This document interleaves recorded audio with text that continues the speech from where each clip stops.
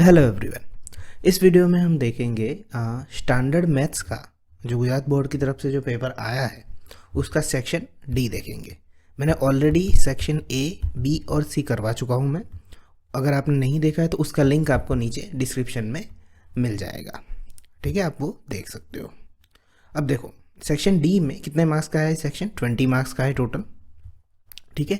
Total इसमें 47 से लेकर 54 क्वेश्चन यानी कि 8 क्वेश्चन है और उसमें से कोई भी आपको 5 कंपलसरी करने हैं। और यही सारे 8 क्वेश्चन को सॉल्व करने के बाद हम एंड में एनालिसिस करेंगे आप कौन सा चैप्टर स्किप कर सकते हो।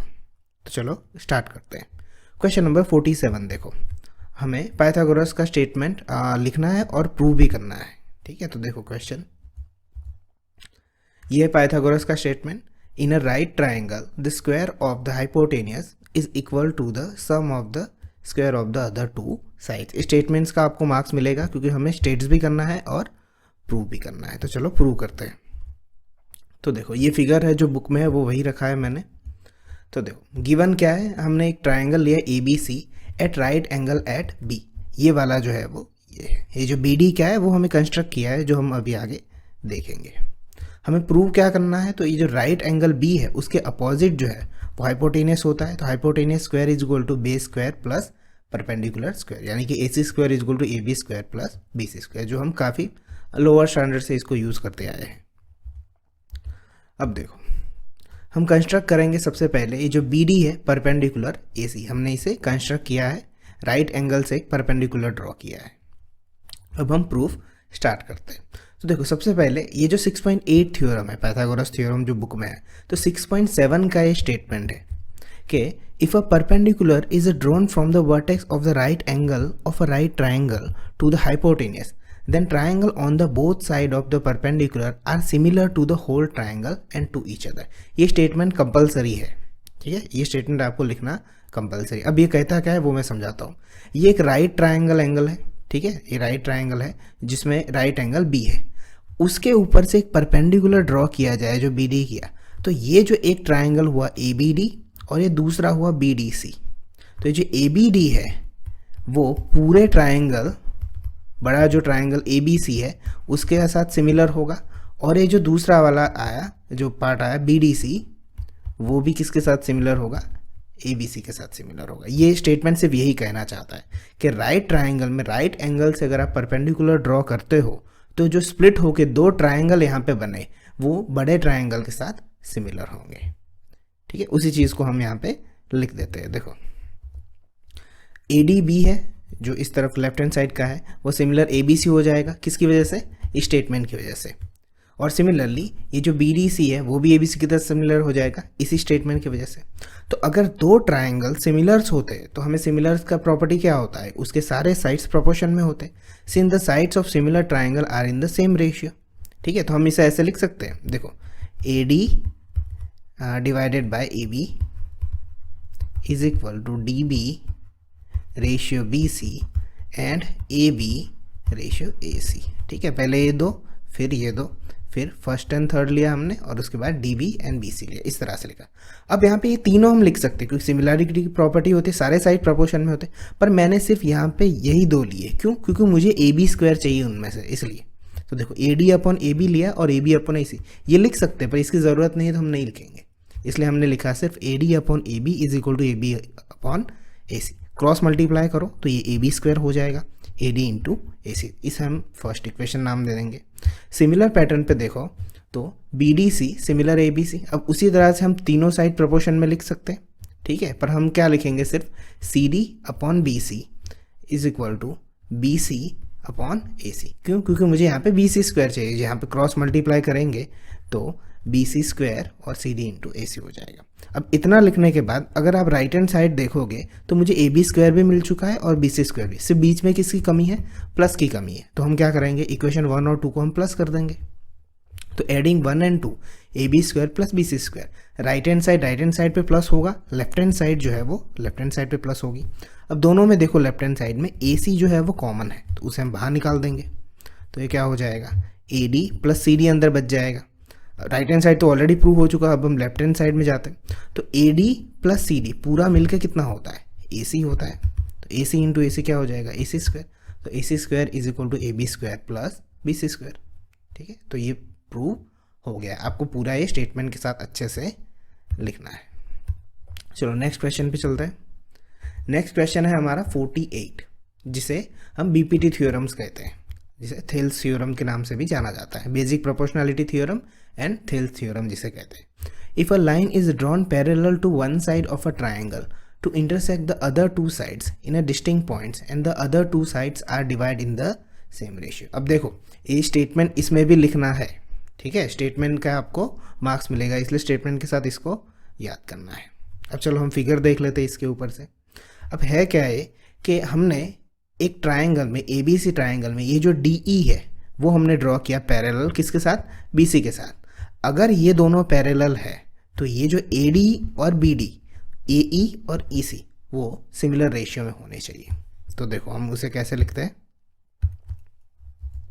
गिवन है हमें ABC DE पैरेलल BC, हमें प्रूव क्या करना है, तो AD divided by DB is equal to AE divided by EC।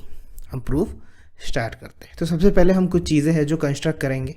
हम क्या करेंगे, BE को ज्वाइन करेंगे और CD को ज्वाइन करेंगे, यहाँ पे जो क्रॉस में है वो। ठीक है, एंड उसके बाद दो परपेंडिकुलर ड्रॉ करेंगे। तो सबसे पहले हम ज्वाइन कर लेते, हमने CD ज्वाइन किया और BE ज्वाइन किया यहाँ पे। अब हमने क्या करेंगे, D से लेके M तक AC पे जो है, AC जो पूरा है वहाँ पे एक परपेंडिकुलर ड्रॉ करेंगे। ठीक है, देखो D से M, और वो परपेंडिकुलर किसके ऊपर ड्रॉ किया, हमने AC के ऊपर ड्रॉ किया। सिमिलर पैटर्न पे EN करेंगे और EN परपेंडिकुलर किस पे ड्रॉ करेंगे, B के ऊपर ड्रॉ करेंगे यहाँ पे। ठीक है, अब चलो, अब इतना करने के बाद, इतना हमने कंस्ट्रक्ट कर लिया। अब हम क्या करेंगे, सिर्फ ये फिगर जो है, एक ही फिगर आपको ड्रॉ करनी है। ठीक है, ये फिगर तो सिर्फ आपकी अंडरस्टैंडिंग के लिए है। तो देखो हमें जिसकी ज़रूरत है हम सिर्फ वही लिख रहे हैं यहाँ पे। तो देखो सिर्फ लेफ्ट हैंड साइड वाले ट्राइंगल देखो, ये ADE और ये BDE, तो उसको अच्छे से हम देखते हैं। ये परपेंडिकुलर है हमारा EN। तो देखो एरिया ऑफ ADE, तो एरिया ऑफ ADE देखो, किसी भी ट्राइंगल का एरिया क्या होता है, 1/2 बेस इंटू हाइट। तो ADE में देखो बेस मैंने क्या लिया, AD, और परपेंडिकुलर कौन सा लिया, यानी हाइट EN लिया। अब सिमिलर पैटर्न पे यहाँ नीचे वाला ट्राइंगल देखो BDE।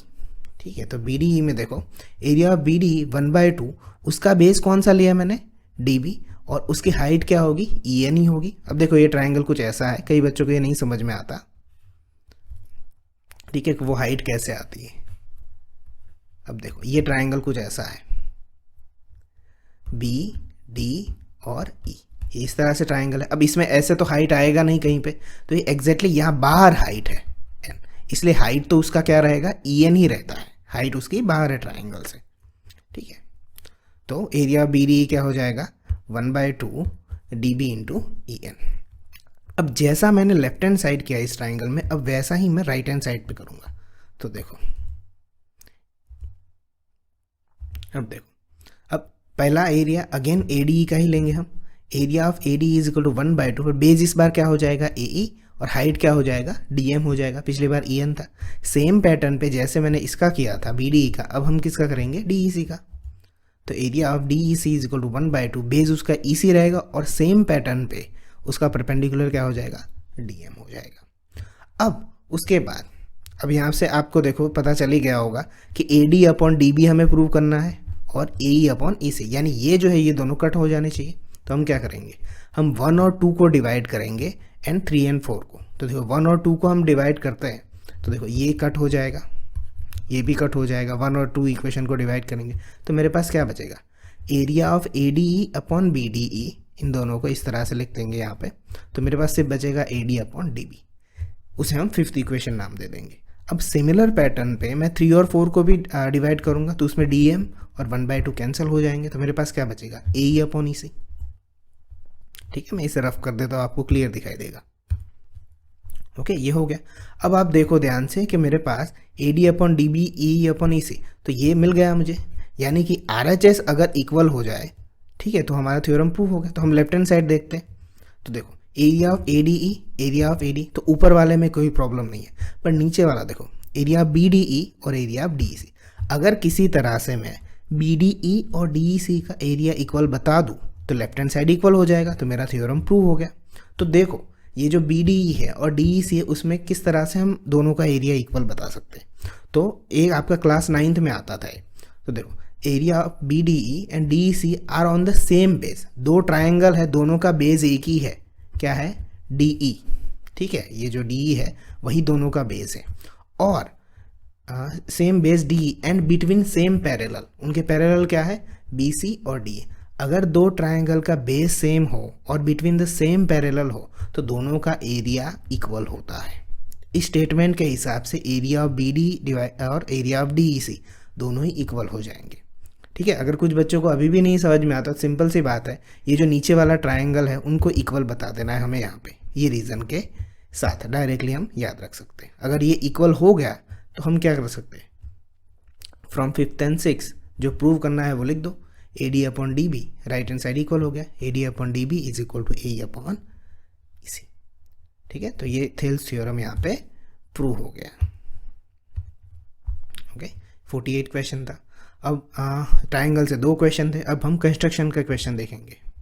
क्वेश्चन नंबर 49 देखो, draw a triangle A B C with side B C is equal to 6 centimetre, A B is equal to 5 centimetre and ABC is equal to 60. Then construct the triangle whose sides are 3/4 of the corresponding sides of the triangle ABC.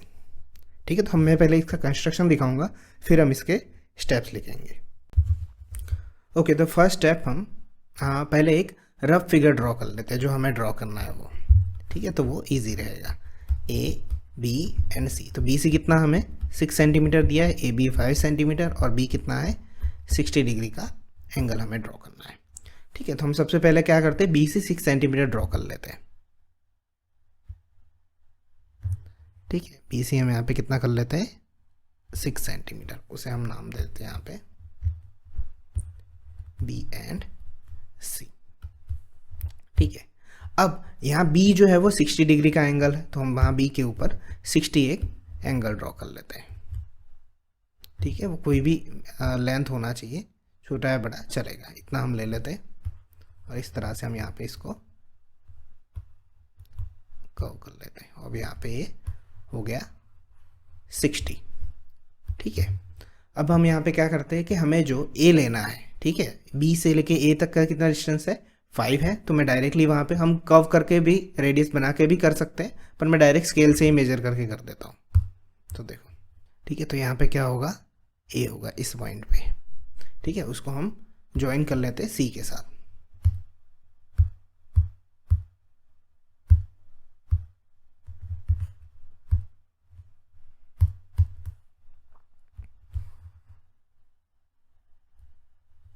ठीक है, उसे हम नाम दे देंगे ए। ठीक है, B C 6 centimetre हो गया, ये जो एंगल है वो 60 डिग्री हमने ड्रॉ कर लिया और ए बी 5 सेंटीमीटर हो गया। अब मुझे क्या करना है आगे कि ये जो बी सी है उसके साथ बी के साथ हम एक रे ड्रॉ करेंगे जो कि एक्यूट एंगल बनाता होगा। ठीक है, और उस लाइन को हम 3/4 पार्ट में डिवाइड करेंगे।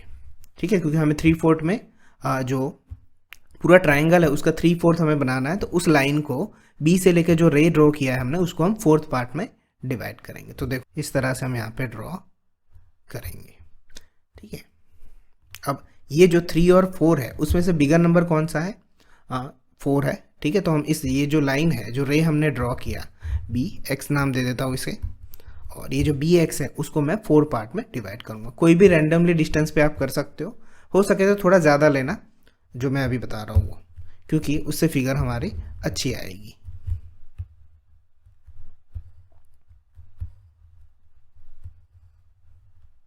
ठीक है, इसे इक्वल पार्ट में हम डिवाइड करते हैं।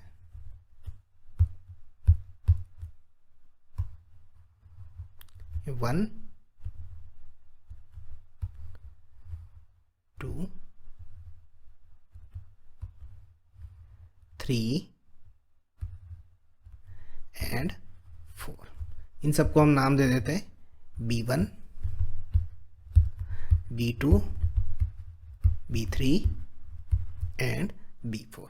ठीक है, और उसके बाद हम करेंगे B4 को हम C के साथ ज्वाइन कर देंगे।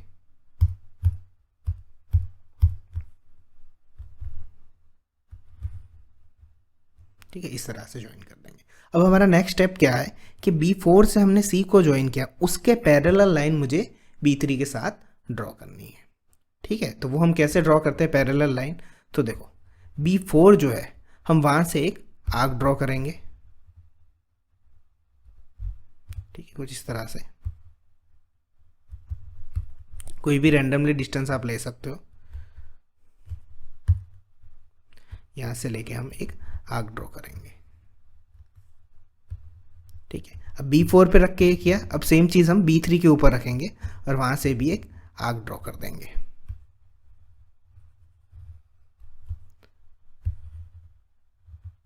ठीक है, इस तरह से। अब ये जो B4 से लेके ये जो आर्क हमने ड्रॉ किया था उसकी आर्क लेंथ हम मेजर कर लेते हैं कि ये कितनी थी, तो देखो ये उस तरह से मेजर करेंगे और जो B3 से हमने यहाँ पे इंटरसेक्ट किया था वहाँ पे हम इस तरह से इसको कट कर देंगे, ठीक है। अब ये जो कट हुआ उसे हम कहाँ पे ज्वाइन कर देंगे, B3 से, इस तरह से, ठीक है। थोड़ा रह गया, मैं इसे अच्छे से कर लेता हूँ, ठीक है। उसको हम नाम दे देंगे C डैश, ठीक है। आप कोई भी नाम दे सकते हो अपने हिसाब से, स्टेप्स में आपको जो लिखना है वो करना है। अब जैसे ये B4C के साथ ये B3C डैश क्या हो गया, पैरेलल हो गया, ठीक है। अब जैसा ही हमने पैरेलल वहाँ पे किया, ठीक है, B4C के साथ, वैसे ही हम यहाँ C से वैसा ही पैरेलल लाइन इस लाइन पे हम ड्रॉ करेंगे, ठीक है, सिमिलर पैटर्न पे। तो देखो अब हम इस बार क्या करेंगे, C के ऊपर ही रखेंगे, सेम पैटर्न के साथ हमें करना है, ठीक है। और यहाँ पे हम एक आर्क ड्रॉ करेंगे ये इस तरह से, और फिर C डैश के ऊपर रखेंगे और वहाँ भी उसी तरह से ये ड्रॉ करेंगे, ठीक है। थोड़ा ज़्यादा ड्रॉ करना था, कम रह जाए तो फिर एडजस्ट कर सको। अब ये जो आर्क लेंथ है उसे हम मेजर कर लेते हैं, ठीक है। अब ये जो भी आया मैं यहाँ पे C डैश वाली लाइन पर रख के यहाँ पे इंटरसेक्ट कर दूंगा, ठीक है। तो ये हो गया, जो C के साथ हमें पैरेलल ड्रॉ करना था वो हम इस तरह से ड्रॉ कर सकते हैं,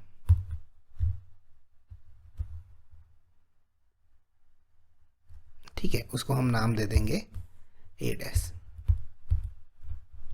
ठीक है। तो ये जो हमारा ट्रायंगल आया A dash B and C dash वो हमारा रिक्वायर्ड ट्रायंगल है। ये क्या हो गया, A dash B C dash is a 3/4 of original ABC triangle. तो इस तरह से आप इसका कंस्ट्रक्शन कर सकते हो। अब हम इसके स्टेप्स देखेंगे। तो देखो सबसे पहले हमने क्या किया था, draw base BC is equal to 6 centimetre, हमने फिर B60 ड्रॉ किया और AB 5 सेंटीमीटर ड्रॉ किया।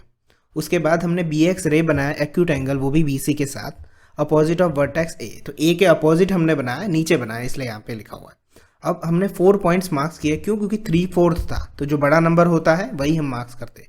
B1 B2 B3 B4 नाम दिया और वो सारे कैसे थे, इक्वल थे, ठीक है।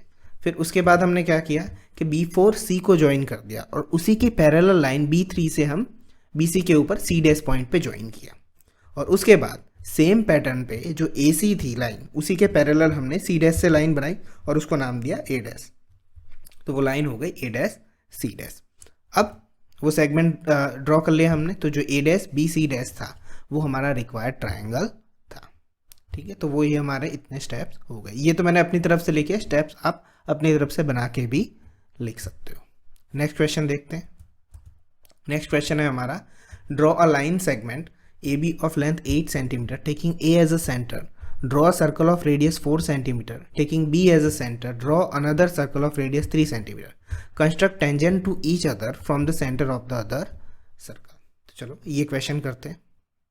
पहले हम कंस्ट्रक्शन करेंगे फिर स्टेप्स देखेंगे। सबसे पहला हमारा स्टेप होगा कि हम AB जो है सेगमेंट ड्रॉ करेंगे 8 सेंटीमीटर का। सबसे पहले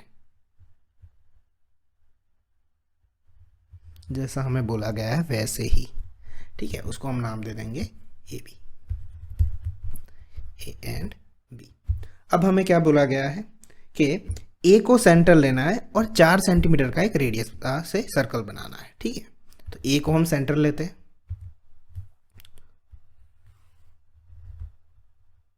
और 4 सेंटीमीटर का एक हम सर्कल ड्रॉ कर देते हैं,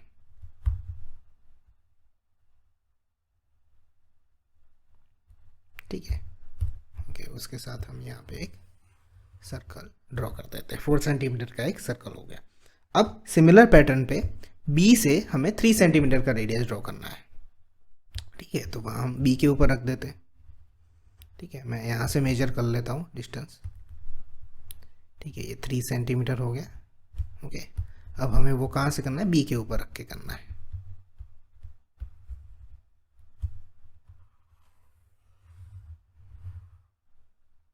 ओके, अब हमें यहाँ पे आगे क्या करना है कि जो दोनों ही सर्कल है, जो दोनों के अलग अलग सेंटर है, वो एक दूसरे के साथ उनसे हमें टेंजेंट बनाना है। तो वो हम कैसे बनाएंगे, तो सबसे पहले हम ए बी का एक परपेंडिकुलर ड्रॉ करेंगे।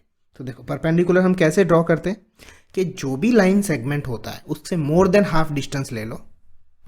ठीक है, मोर देन हाफ डिस्टेंस ले लो कोई भी इतना सा, और उसे हम इस तरह से आर्क बनाएंगे ऊपर और नीचे।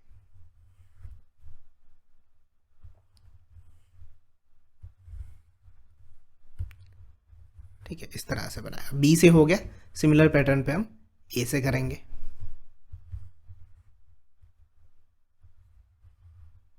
ठीक है, और यहाँ पे इस तरह से यहाँ पे कर देंगे। ओके, अब ये जो दोनों ही पॉइंट आए उसको हम ज्वाइन कर लेंगे।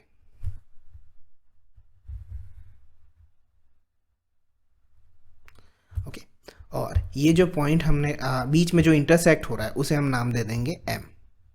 ओके, और एम को और ए को, या तो एम या बी को रेडियस लेके हम अगेन एक सर्कल ड्रॉ करेंगे। ओके, इतना हम एम और बी को ले लेते हैं। आप एम और ए को भी ले सकते हो, बात एक ही होगी। ठीक है, हम रेड कलर का सर्कल ले लेते हैं। ठीक है, तो ये सर्कल हो गया। अब जहाँ जहाँ यहाँ पे इंटरसेक्ट होते हैं सर्कल, वहाँ वहाँ हम यहाँ पे ड्रॉ कर देंगे, तो हमारा टेंजेंट यहाँ पे हो जाएगा। तो देखो किस तरह से मैं यहाँ पे अलग अलग कलर्स यूज़ कर लेता हूँ ताकि आपको दिखाई दे। ठीक है, तो ए से लेके यहाँ जो ये सर्कल दो इंटरसेक्ट हो रहे हैं, रेड सर्कल, ठीक है, वहाँ पे, और उसी ए से लेके नीचे यहाँ पे, और सेम तरीके से ग्रीन ले लेता हूँ। ठीक है, बी से लेके उसी तरह से यहाँ पे, और इसे लेके यहाँ पे जहाँ इंटरसेक्ट करें, और इसको हम अलग अलग नाम दे देंगे। ठीक है,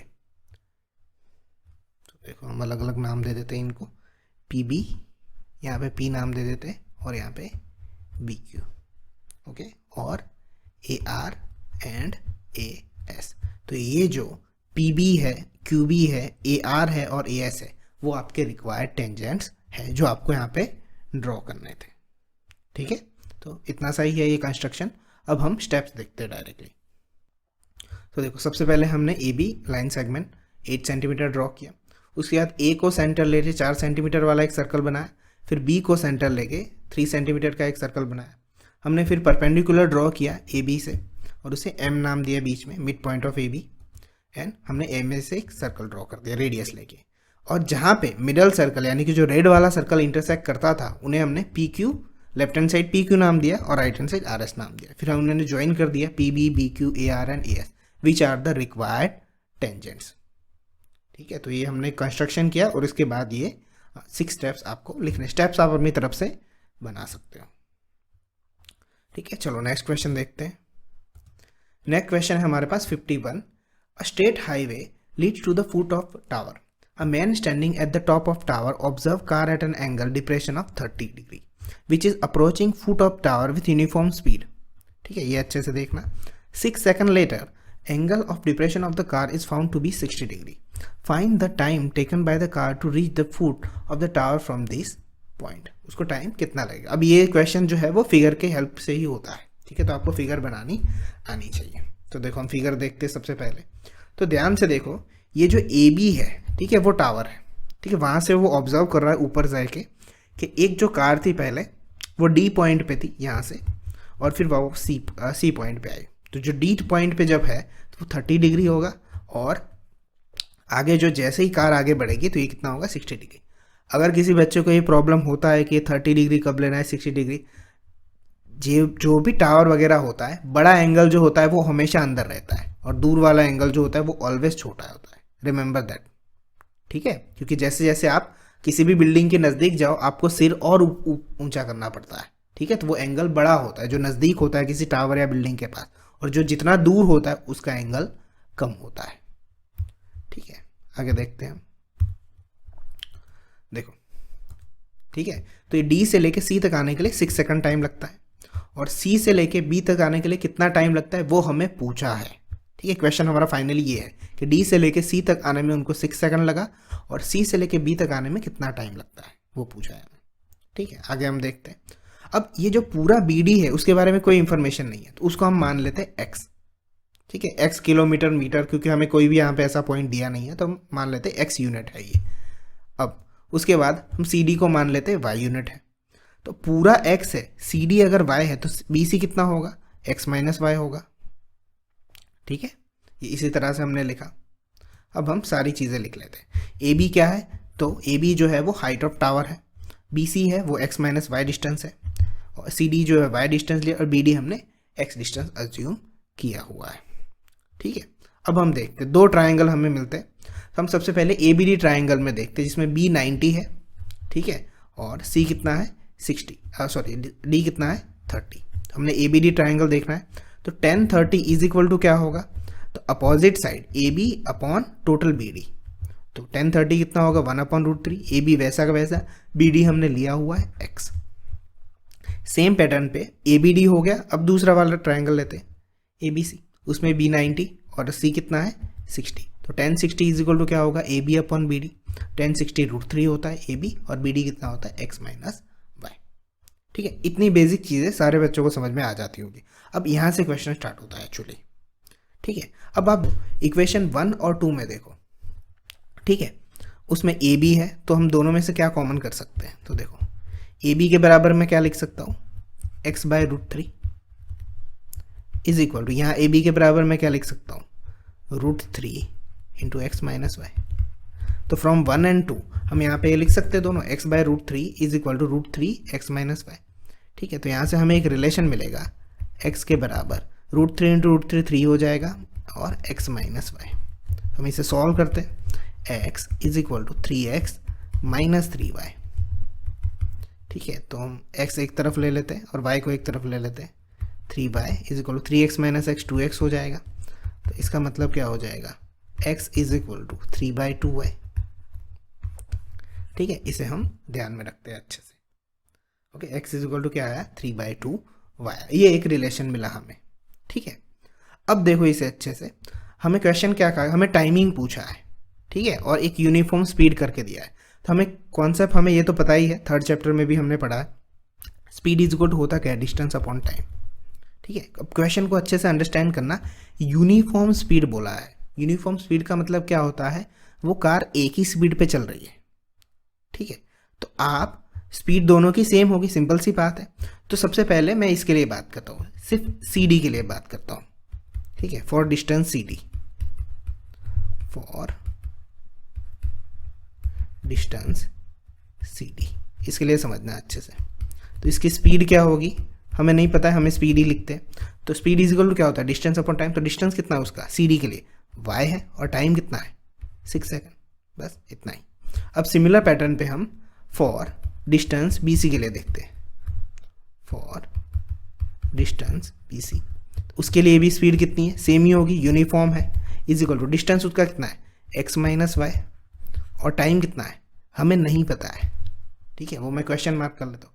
अब दोनों में देखो स्पीड इज इक्वल टू तो इक्वल ही होंगी, स्पीड सेम ही है। तो इसका मतलब ये जो दोनों इक्वेशन है इसको मैं 3rd नाम दे देता हूँ और इसको मैं 4th इक्वेशन नाम दे देता हूँ। तो मैं 3rd और 4 को इक्वल बता सकता हूँ क्योंकि स्पीड तो सेम ही है। तो क्या होगा y/6 is equal to x minus y by time कितना है पता नहीं है, क्वेश्चन मार्क मैं यहाँ पे रख देता हूँ, ठीक है। तो अब यहाँ पे क्या होगा, अब सॉल्यूशन हमारा आ जाएगा। अब ये क्वेश्चन जो है वो 3rd चैप्टर में चला गया। तो देखो इसे अच्छे से देखो, y/6 इज इक्वल टू, मैं x की जगह पे क्या रख सकता हूँ 3/2y लिख सकता हूँ माइनस y, और नीचे हमें नहीं पता है, ठीक है। तो अब हम यहाँ देखते हैं, तो y/6 is equal to, y common निकाल दो पहले में से, तो 3/2, यहाँ से y चला गया तो सिर्फ क्या बचेगा -1, और नीचे क्या है क्वेश्चन मार्क, हमें टाइम पता नहीं कितना है, तो वाई वाई कैंसिल हो गया सामने सामने, तो मेरे पास क्या बचेगा, ये जो क्वेश्चन मार्क है टाइम वो यहाँ पे क्रॉस मल्टीप्लाई कर दो और 6 जो है वो सामने मल्टीप्लाई हो जाएगा। तो 6 इंटू 3/2 -1 है, तो मैं उसे कैसे लिख सकता हूँ, 2 1 जा 2, 3 - 2 और नीचे 2, तो ये क्या हो जाएगा 2 3 जा कट, तो ये क्या हो जाएगा 3 - 2 क्या हो जाएगा 1, यानी 3 1 जा, तो कितना आया, टाइमिंग हमें कितना मिला 3 सेकंड। ठीक है, ये मैंने क्वेश्चन मार्क रखा था, आप वहाँ पे टी भी रख सकते हो, ये सिर्फ समझाने के लिए रखा था कि वो हमें नहीं पता है। तो टाइमिंग हमारा आंसर कितना आया, उनको कितना टाइम लगेगा 6 सेकंड टाइम, सॉरी 6 सेकंड तो था ही, टाइम कितना लगेगा 3 सेकंड टाइम लगेगा। हमारा आंसर क्या आया 3 सेकंड। ये सी से लेके बी तक पहुँचने में कितना टाइम लगेगा 3 सेकंड, तो वो हमारा आंसर है। देखो मैं फिर से बता देता हूँ मैंने किया क्या, दो ट्राइंगल्स को इक्वल बताया हमने, यहाँ पे दोनों में जो ए बी था उसको इक्वल बता दिया हमने, और उसके ऊपर से मुझे एक्स और वाई का रिलेशन समझ में आ गया। ठीक है, अब यही क्वेश्चन कई जगह पे बी सी और सी डी लिखा हुआ मिल सकता है। ठीक है, तो आप वैसे भी कर सकते हो, मैंने यहाँ पे एक्स वाई एज्यूम करके किया है। उसके बाद हमने जो बेसिक कॉन्सेप्ट पता है, speed is equal to distance upon time. ठीक है, तो इसके लिए मैंने स्पीड निकाली यहाँ पे, और इसके लिए मैंने स्पीड निकाली। अब स्पीड यूनिफॉर्म थी यानी इक्वल थी, दोनों इक्वेशन को इक्वल बता दिया, थर्ड एंड फोर्थ को।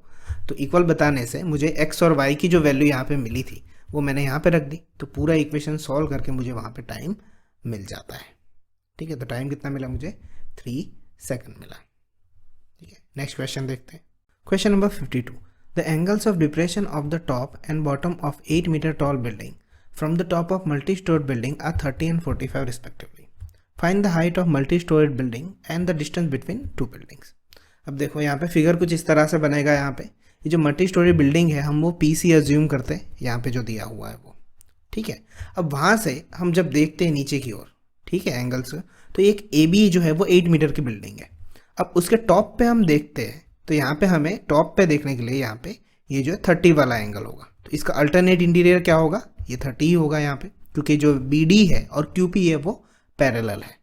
फिर यहाँ पे जो 45 है, ज़्यादा हमें नीचे देखना पड़ रहा है, वो सिंपल सी बात है, बिल्डिंग के बॉटम से हमें ज़्यादा ऊपर देखना पड़ेगा सामने की बिल्डिंग के लिए, तो वो 45 यहाँ होगा। सिमिलर पैटर्न पे अल्टरनेट इंटीरियर एंगल इक्वल होंगे। ठीक है, तो वो हम सारी चीज़ें लिख देते हैं यहाँ पे। तो देखो सबसे पहले ए बी और सी डी जो है वो बिल्डिंग है, हाइट ऑफ टॉल बिल्डिंग यहाँ पे दिया हुआ है जो 8 मीटर, जो हमें यहाँ पे रिफर किया गया वही वर्ड मैंने यहाँ पे यूज़ किया। पीसी जो है height of multi storey building, जो हमें फाइंड करना है, पीसी फाइंड करना है। एसी और बीडी जो है वो हमें नहीं पता है, दोनों बिल्डिंग के बीच का डिस्टेंस। अब देखो दो एंगल मिल गए, तो दो ट्राइंगल हम ले लेते हैं। In P D B angle B is equal to 30, तो हम 1030 ले लेते हैं, तो क्या हो जाएगा P D upon B D.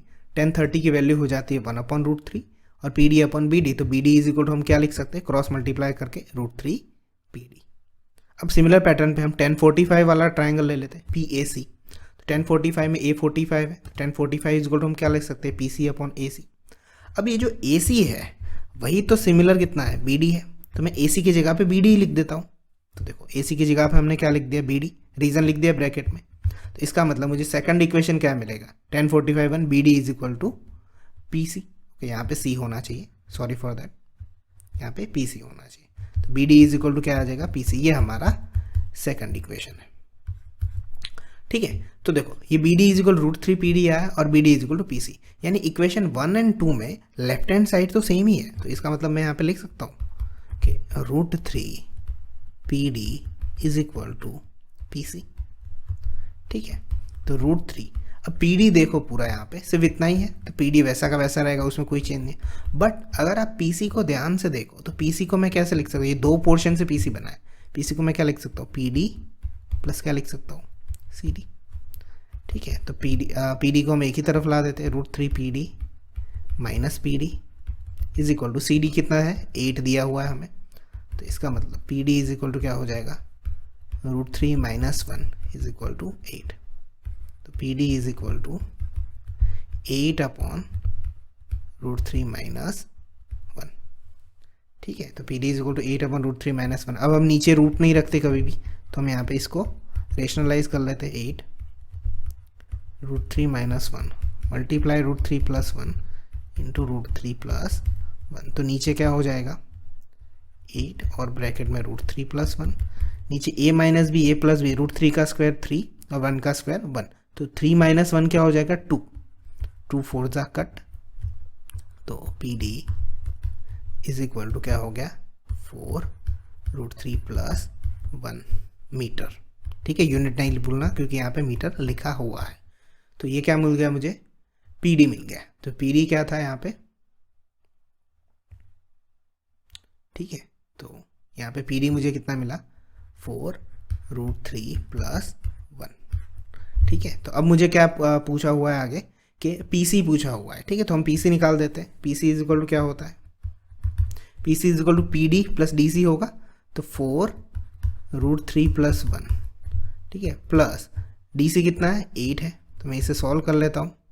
ठीक है, 4 √3, यहाँ 4 √3 के साथ मल्टीप्लाई और 4 1 जा 4, 4 + 8 कितना हो जाएगा 12। ठीक है, तो इन दोनों में से 4 कॉमन निकालो, तो √3 + 3 मीटर। √3 भी निकल सकता है कॉमन, पर यहाँ तक रखते, ये आपका आंसर सफिशिएंट होगा। तो PC इज इक्वल टू कितना मिल गया मुझे 4 √3 + 3 मीटर। ठीक है, अब ये तो हो गया। ठीक है, ये हो गया। अब मुझे क्या फाइंड करना है, AC और BD। तो देखो AC और BD जो यहाँ पे मुझे फाइंड करना था, तो ज़रा ध्यान से देखो कि AC और BD में से सेकंड इक्वेशन देखो अच्छे से। सेकंड इक्वेशन हमें क्या देता है, सेकंड इक्वेशन हमें देता है BD is equal to PC। BD is equal to क्या देता है, PC देता है। मुझे BD और AC में से कुछ भी फाइंड करना है तो मैं BD रहने देता हूँ। PC की वैल्यू हम लेके आए, कितनी लेके आए, PC की वैल्यू हम लेके आए 4 √3 + 3, तो वही आंसर हो गया इसका भी, सेम पैटर्न पे 4 √3, क्योंकि वो दोनों क्या है, इक्वल है। ठीक है, तो BD इज इक्वल टू क्या हो जाएगा, BD कहो या AC कहो, आंसर हो जाएगा 4 √3 + 3 मीटर। ठीक है, तो ये दोनों आंसर हमारे फिनिश हो गए। नेक्स्ट क्वेश्चन देखते हैं, question number 54। A solid consisting of a right circular cone of height 120 cm and 60 cm standing on a hemisphere of radius 60 cm in place upright in a right circular cylinder full of water such that it touches the bottom। देखो एक कोन है और उसके नीचे hemisphere है। ठीक है, और वो दोनों ही मिला के एक सिलेंडर के अंदर है। अभी हम फिगर भी देखेंगे, पर पहले मैं बता देता हूँ। Find the volume of water left in cylinder if the radius of cylinder is 60 cm and height is 180 cm। तो देखो फिगर देखो, ये कुछ इस तरह से बड़ा सा सिलेंडर है, उसके अंदर कोन और हेमिस्फीयर दोनों आ गए। ठीक है, अब क्वेश्चन हमारा है, सिंपल सी बात है कि अगर इसमें पानी है, पानी भर दिया जाए तो ये जो बचा हुआ पोर्शन है उसमें कितना पानी रहेगा, क्योंकि अंदर बाकी तो ये कोन और हेमिस्फीयर आ गए। तो वॉल्यूम हमें क्या, find the volume of water left in the cylinder. ठीक है, उतना पूछा है। तो अगर हम बेसिक कॉमन सेंस से भी देखें तो वॉल्यूम ऑफ सिलेंडर में से इन दोनों का वॉल्यूम माइनस कर देते हैं, कोन और हेमिस्फीयर का, तो हमारा आंसर हमें मिल जाएगा। तो चलो हम सारी चीज़ें लिख देते हैं, हमें जो जो गिवन है वो। सबसे पहले सिलेंडर, कोन और हेमिस्फीयर की सारी डिटेल हम लिख देते हैं। तो देखो सिलेंडर के लिए हमें हाइट कितनी दी है 180 सेंटीमीटर, जो यहाँ पे लिख दी। रेडियस सेम होगी सबकी, क्योंकि सेम फिगर है यहाँ पे, सेम ही तीनों चीज़ है, इसलिए 60 सेंटीमीटर सब में रेडियस सेम होगी। कोन की हाइट 120 है, जो यहाँ पे दिया हुआ है कोन की हाइट। ठीक है, और हेमिस्फीयर की रेडियस 6 सेंटीमीटर है। तो हम यहाँ पे इसे लिख देते हैं कि volume of water left is equal to volume of cylinder minus volume of cone plus volume of hemisphere. तो वॉल्यूम ऑफ सिलेंडर क्या होता है πr² minus volume of cone 1/3 πr² h1। अब देखो हाइट में कंफ्यूजन ना हो, इसलिए सिलेंडर को h ले लो और कोन को h1 ले लो, और वॉल्यूम ऑफ हेमिस्फीयर होता है 2/3 πr3। अब देखो πr² सब में से कॉमन निकलता है। ठीक है, तो उसको कॉमन निकाल दिया तो अंदर बचा h minus h1/3 plus 2/3 r। तो हमें सारी वैल्यू रख दी, 22/7, r 60, h जो है वो 180 है, h1 120/3 है। तो इसे हम सॉल्व करेंगे, ये 40 बचेगा, ये 22 जा 40 और 40 80 हो जाएंगे। ठीक है, और ये 180 में से 80 जाएंगे तो 100। ठीक है, अब एक बात को समझो, यहाँ पे ये सेंटीमीटर में है पूरा क्वेश्चन। अगर आप कैलकुलेशन करोगे, ठीक है, और सेंटीमीटर में आंसर छोड़ भी दोगे तो आपको मार्क्स मिलेंगे, बिकॉज यहाँ पे कहीं ऐसा नहीं कहा गया है कि आपको मीटर में आंसर लाना है। आप इसको सॉल्व कर दोगे, जो भी आंसर आएगा वो आपका सही आंसर होगा।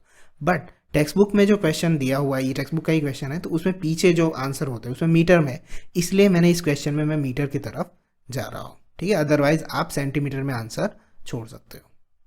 तो देखो अब ये सेंटीमीटर क्यूब था, एक्चुअली वॉल्यूम था। 1 सेंटीमीटर जो होता है उसका मतलब होता है 1/100 मीटर। ठीक है, तो सेंटीमीटर क्यूब है तो मतलब सेंटीमीटर 3 बार होगा। ठीक है, तो एक का ये 1/100, इसका 1/100, इसका 1/100। तो इसे हम सॉल्व करेंगे, ये 0 कैंसिल हो जाएंगे, ये 2 0 कैंसिल हो जाएंगे। 22/7 22 इंटू 36/7 करोगे तो आपको इतना मिलेगा 113.14, और ये नीचे 100 है। ठीक है, और उसको भी हम सॉल्व करें आगे तो 1.1314 मीटर क्यूब, ये हमारा फाइनल आंसर है जो टेक्स्ट बुक में दिया हुआ है। 2 डिजिट तक जाओगे तो चलेगा, 1/4 तक जाने की भी ज़रूरत नहीं है। तो 1.13 मीटर क्यूब आप लिख लोगे, ये आपका फाइनल आंसर होगा। ठीक है, अगेन आप सेंटीमीटर में आंसर छोड़ सकते हो, यहाँ पे बुक में दिया था इसलिए मैंने यहाँ पे लिख लिया है। नेक्स्ट क्वेश्चन देखते हैं। देखो यही सेम क्वेश्चन था जो बेसिक में दिया हुआ था, सेम ही है। Median of 60 students, marks distribution given below 28.5। अब देखो यहाँ पे क्वेश्चन कैसे दिया था, ये जो क्वेश्चन है ना टेक्स्ट बुक का ही है सिंपल, तो उसमें ये इंस्ट्रक्शन है, पर आपको क्वेश्चन यहाँ पे सिर्फ टेबल दिया है और उसका मीडियन दिया। इसमें ऐसा नहीं कहा कि 60 स्टूडेंट है, आपको वो 60 स्टूडेंट यहाँ से पता चलने चाहिए कि ये टोटल n यहाँ पे दिया हुआ है। ठीक है, और उसका मीडियन 28.5 है। अब मीडियन है तो सिंपल सी बात है, क्लास FIN CF का टेबल बनेगा। CF हमारा क्यूमुलेटिव फ्रीक्वेंसी कैसे बनता है, सबको प्लस करके 5, अब प्लस करो 5 + x, again 5 + 20 25 + x, 25 + 40 + x, 40 + y + x हो जाएगा, और ये 5 होगा तो 45 + y + x। ठीक है, n हमें 60 दिया हुआ है, इसका मतलब ये दोनों इक्वल होते हैं। ठीक है, तो मुझे पहला इक्वेशन तो यहीं से मिल जाएगा, यहीं पे लिख देता हूँ 45 + y + x = 60, which means x + y = 60 में से 45 जाएंगे तो 15 बचेंगे। ठीक है, इसको हम ध्यान में रखते हैं, आगे हम कैलकुलेशन करेंगे। अब चलो बाकी सारी चीज़ें हम देख लेते हैं। L n/2 CF H जो मीडियन के फॉर्मूले में हमें लगता है, मीडियन कितना है 28.5, तो क्लास इंटरवल ढूंढो, ये वाला होगा 28.5, 20 और 30 में होता है। L कितना है तो ये 20 होगा, n/2 तो 60/2 कितना होगा 30, CF तो उसके ऊपर वाला जो इंटरवल में होता है 5 + x, H तो जो डिफरेंस होता है क्लास इंटरवल 10, और F जो है वो ये बीच वाला हो जाएगा हमारा 20। ठीक है, तो हम फॉर्मूला लिख देते, सारी चीज़ें आ जाएंगी। M हमें 28.5 दिया हुआ है, = L जो है वो 20 है, n/2 हमारे पास है 30, माइनस CF है 5 + x, F है हमारे पास 20 और H है हमारे पास 10। ठीक है, तो 20 इस तरफ आ जाएगा तो 28.5 में से 20 जाएगा तो 8.5 = 30 में से 5 जाएगा तो 25 माइनस x, नीचे ये 0 0 कट कर दो तो नीचे 2 बचेगा। अब मैं यहाँ पे लिख लेता हूँ उसको, तो ये जो 2 जो है वो 8.5 के साथ मल्टीप्लाई होगा तो कितना हो जाएगा 81 से 17 हो जाएगा ये। ठीक है, ऐसे होगा, नीचे 2 और 25 माइनस x, तो 2 5 जा और 5 17 जा, तो x इस तरफ ले आओ और 17 को उस तरफ ले जाओ, तो x = कितना हो जाएगा 8 हो जाएगा, तो x = 8 आ गया, इसको यहीं पे रख दो फर्स्ट इक्वेशन में, तो 8 + y = 15, तो 15 में से 8 जाएगा तो 7, तो x और y हमें दोनों ही इसी तरह से मिल जाते हैं। ठीक है, तो यहाँ पे सेक्शन डी फिनिश होता है, पूरा पेपर यहाँ पे फिनिश हो जाता है। ठीक है, तो सेक्शन डी देखो, उसमें टोटल कितने क्वेश्चन उसका हम एनालिसिस कर लेते हैं। 8 क्वेश्चन थे और उसमें से 5 क्वेश्चन आपको कोई भी करने थे। कंस्ट्रक्शन के 2 थे, ट्राइंगल के 2 थे, स्टेटिस्टिक का 1 था, एप्लीकेशन ऑफ ट्रिग्नोमेट्री में से 2 थे और सरफेस एरिया वॉल्यूम में से 1 था। ठीक है, अब देखो इतने सारे क्वेश्चन थे हमारे पास, ऑप्शन थे और आपको करने थे सिर्फ 5 ही। तो देखो कंस्ट्रक्शन तो आपको करना ही होगा, ठीक है, वो मस्ट होता है अगर किसी स्टूडेंट को पासिंग के लिए है तो। और ट्राइंगल में थ्योरम हमें जो 3-4 जो इंपॉर्टेंट है, ठीक है, वही सारे इंपॉर्टेंट करने हैं और तो कोई नहीं है। ठीक है, तो ये कर लो, 2 और 2 4 तो यहीं से हो गए। अब स्टेटिस्टिक आप करो वैसे तो ईजी होता है, और एप्लीकेशन ट्रिग्नोमेट्री में एक ही एक्सरसाइज है और सभी क्वेश्चन में ले दे के सिर्फ 2 ही ट्राइंगल आते हैं और उसमें कुछ गिने चुने एंगल ही आते, 30, 45 एंड 60। ठीक है, उसके अलावा तो कोई होता ही नहीं है कैलकुलेशन में। तो आप मेरे हिसाब से ये चैप्टर कंप्लीट कर दो, अगर application of trigo construction and triangle तो आपको कोई प्रॉब्लम ही नहीं होगा, ठीक है, एक एवरेज बच्चे के लिए। अदरवाइज स्टेटिस्टिक भी कर सकते हो, सरफेस एरिया में सबको प्रॉब्लम होता है ऑलमोस्ट, तो आप छोड़ सकते हो, आता है तो वेल एंड गुड, ठीक है। तो सबसे पहले कंस्ट्रक्शन, ट्रायंगल और एप्लीकेशन ऑफ ट्रिग्नोमेट्री, जिसमें बहुत कम क्वेश्चन है, ये तीनों तो आपको आने ही चाहिए, ठीक है। तो ये पूरा ये सेक्शन डी था, ठीक। अब पूरे पेपर का जो ए से लेके डी था उसका मैं एनालिसिस का एक वीडियो आएगा, उसके ऊपर से आपको पूरा एक चैप्टर अगर नहीं करना है तो भी आप स्किप कर सकते हो, ठीक है। वो एनालिसिस पूरा मैं करके आपको बताऊंगा, तो आप देख सकते हो उसको, ठीक है। तो अब नेक्स्ट मेरा वीडियो आएगा एसएस के ऊपर, एसएस का मॉडल पेपर इंग्लिश मीडियम में आएगा, तो वेट फॉर इट। मिलते हैं नेक्स्ट वीडियो में, तब तक के लिए बाय। और अगर वीडियो अच्छा लगा हो तो like, comment, subscribe and share.